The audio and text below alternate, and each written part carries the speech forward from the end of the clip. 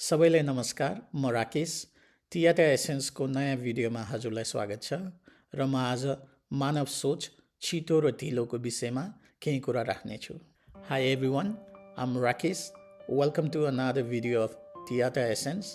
Today I'm going to deep dive on thinking slow and fast. Our mind operates through two distinct systems.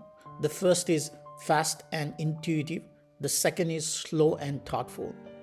This is not from the concept of left and right brain, but this is more from the psychological aspect of our brain.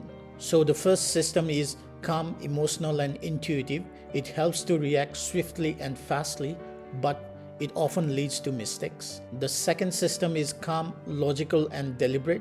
It helps to reason more accurately, but it often requires more effort. By practicing awareness and reflection, we can invite the system 2 to step in when decision truly matters. By slowing down, questioning about biases, and reframing the situations, we can make smarter and fairer decisions. Thinking fast and slow takes us in a fascinating exploration of how these two systems shape our choices, our judgment, and even our happiness.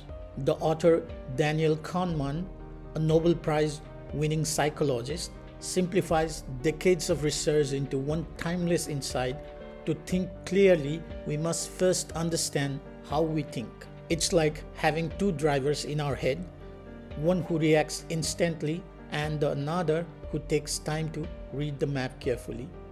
Most of our daily life is ruled by the fast driver, who is emotional, quick, and confident, but often wrong.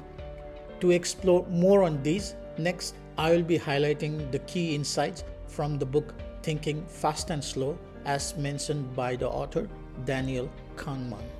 To continue, the first topic is two systems of thinking, fast versus slow.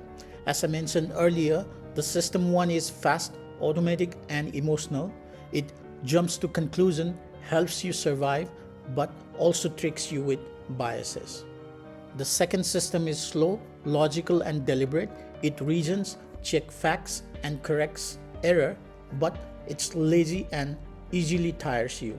For example, when someone asks what is 2 multiplied by 2, then the fast system will automatically answer it's 4. But when someone asks what is 17 multiplied by 24, then it forces the slow system to take over. To add further, imagine driving a car on autopilot, that is system 1. You only switch to the manual control, that is system 2, when the road gets foggy or dangerous. The second topic is the illusion of intuition. Our instinct can feel right, but they are often wrong when it comes to unfamiliar or complex situations. The author highlights that confidence is not equivalent to accuracy. Even experts fall for their gut feelings and get it wrong. For example, stock traders often overestimate their intuition. To compare further, like trusting your gut to pick investment, your feeling can mislead you when data and patience are what you need for investment. The third topic is heuristic and biases, that is mental shortcuts. Under this, system 1 uses shortcuts, that is heuristic, to make fast decisions. These shortcuts save time, but it often leads to predictable errors known as biases. For example, availability bias. It is about judging risks based on what is easily remembered. To illustrate, people fear plane crashes more than car accident.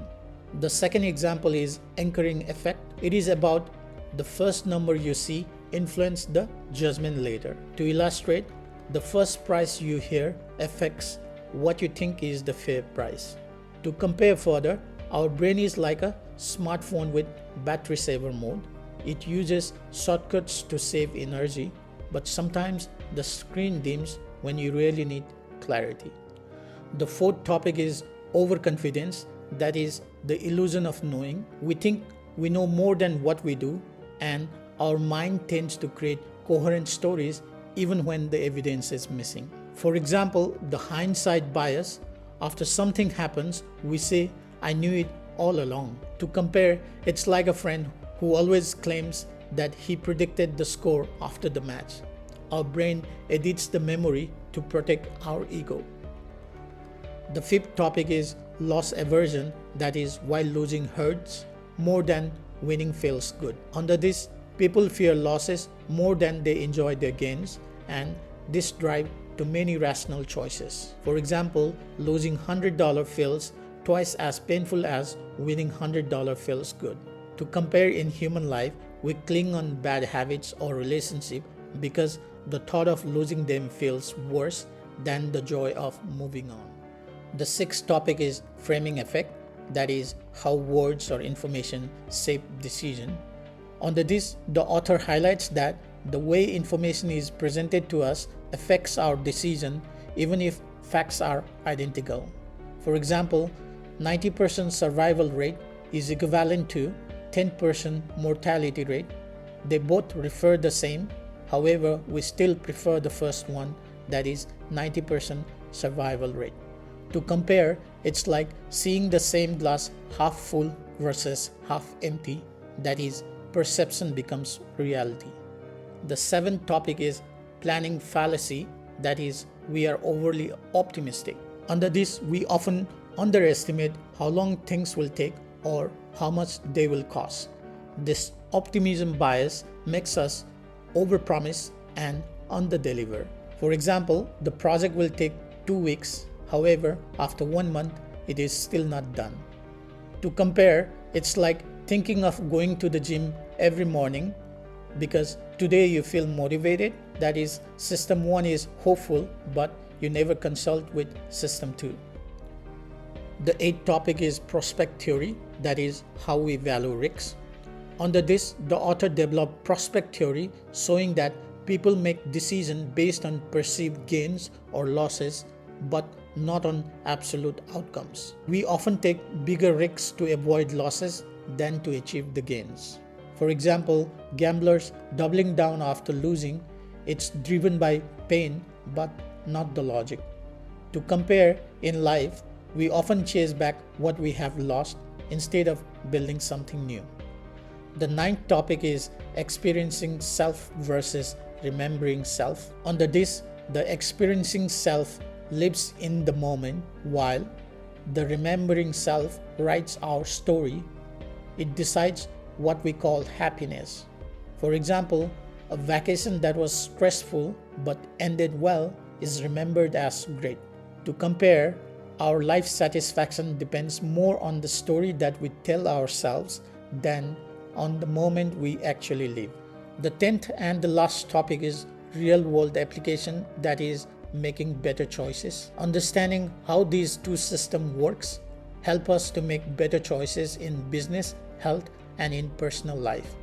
The key is awareness, knowing when to slow down your thinking. For example, pause before reacting emotionally, question the first impression, and use data instead of intuition. To add further, be a wise driver and switch from autopilot to manual control when the road gets tricky. In conclusion, thinking fast and slow is the mirror to our mind. It shows our greatest enemy and ally lives within us. It is not about thinking more, but it is about thinking better.